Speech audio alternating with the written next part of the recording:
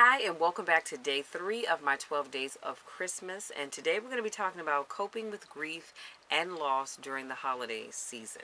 So, family and togetherness are key themes for the holidays that can make the holidays awfully difficult for people who are grieving the loss of a loved one. If the grief is fresh, holiday cheer can seem like an affront. Celebrations may underscore how alone people feel. And this statement was made by Dr. Michael Miller, who's a former editor of Harvard Mental Health Letter. Although grief affects everyone, it expresses itself in many different ways and sometimes resembles major depression,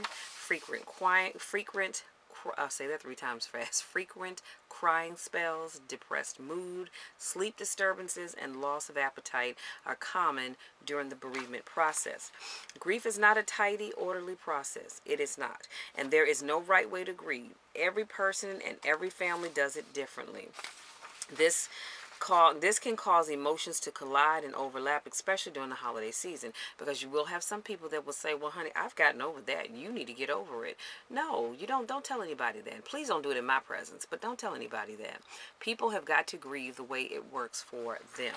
So when the emphasis on the holiday, especially when the emphasis is on the rebirth and renewal process, we people tend to get really caught up into that bereavement process, and those two things can collide with people. So here's some strategies recommended in the Harvard Mental Health Letter that may help you or someone you know who is grieving and coping with it during this holiday season. So number 1, start a new tradition. During a family dinner, place a lighted candle on the dinner table. Leave an empty chair, or say a few words of remembrance. This earlier, a few months ago, for our family reunion, we were in Myrtle Beach, South Carolina. We had a table that had a candle that burned throughout the time that we had, I think throughout the reunion period, to be honest with you. But I know definitely on that Saturday, and that candle was in remembrance of those family members that were no longer with us. When we did it 2 years prior to that, we were in Florida, we had the candle and it was burning, but that was because my Aunt Chatan had just recently passed, and so that was specifically in remembrance of her. But we decided we want to, make this be something that we can do to include all of those that have gone on. And number 2, change the celebration. Instead of go out to dinner instead of planning an elaborate meal at home. We all know that can be a lot of work and a lot of fun, but do something different. Say, hey, you guys, let's get together, call ahead, make some arrangements, and go out to eat, or schedule a trip. You can call up your family and friends and say, look, I don't want to do the traditional meal at home because I'm just not really feeling it this year. Let's get together and let's go on a cruise. Let's go on to a cabin or something. Number 3, express your needs. People who are grieving may find it hard to participate in all festivities, or they may need to let go of unsatisfying traditions. It's all right to tell people that you just aren't up to it right now, or to change your plans at the last minute. It really is. And if they don't understand that, well, you know what? That's too bad. They really should understand that. Number 4, help someone else.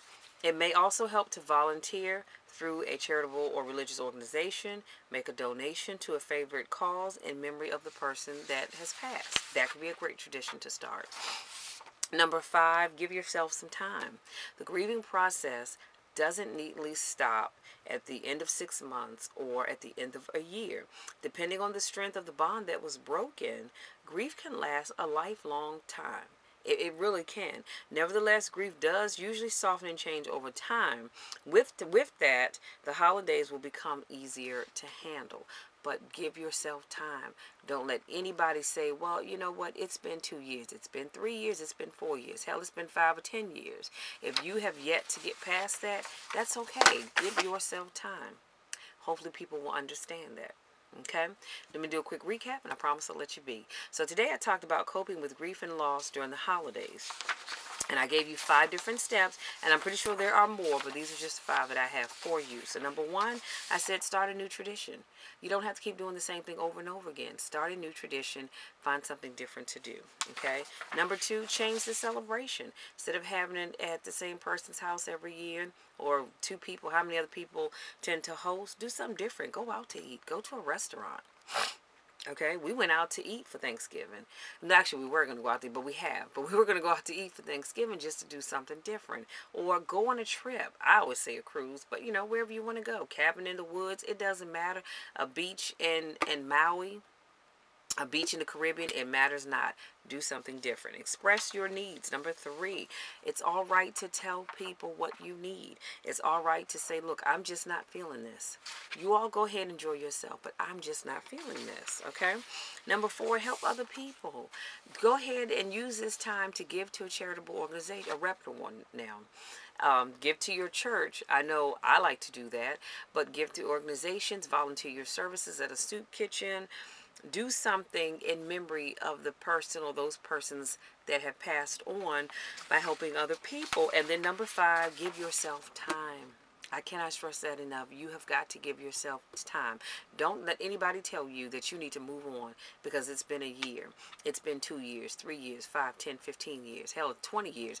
You move in your time and you let people know, look, I need time. Give me the time that I need. You may have been able to move on, but I'm not there yet. And if they don't understand it, well, hey, that's their problem. But you take all the time that you need. Okay, that's all I have. And I want to say thank you so much for giving me just a little bit of your time and sharing day 3 with you. Thank you for my newest subscribers. Thank you for those of you that happen to just stop by because you happen to see the video. I want to encourage you to go ahead and hit that subscribe button, tap that bell, because I don't want you to miss any of the videos I have in my 12 Days of Christmas series or just any of my videos, period. So go ahead and do that. For those of you that continue to support me in all that I do, I love you guys to the moon and back. Y'all know the drill. You know the drill. There's nothing you can do about it. Nothing at all. You all stay the amazing people that you are, and I will see you for day 4 on tomorrow. Take care.